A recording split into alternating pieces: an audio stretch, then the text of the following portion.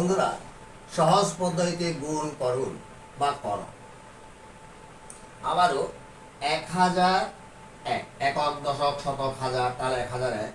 1001কে 78 দিয়ে গুণ করতে আমাদের একটা কঠিন সংখ্যায় পড়ে যায়। যদিও এটা 1 রয়েছে, 0 রয়েছে, এটা সহজ, কিন্তু বড় সংখ্যা দিলে মনে করেন স্যার 9 দিয়ে দিল, স্যার 5 দিয়ে দিল, স্যার 6 দিয়ে দিল, তখন আমরা একটা সমস্যায় পড়ে যাবো।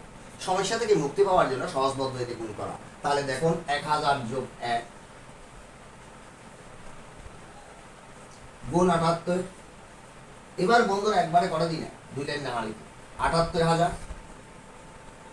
তার মানে এটাকে এটা দিয়ে গুণ করলে 78 তিনটা শূন্য আসে বসে গেছে, যোগ 78 সমান 8 এ 8 বসে গেছে, 7 এ 7 বসে গেছে, এখানে একটা শূন্য আছে, এখানে 7 8 8 আছে।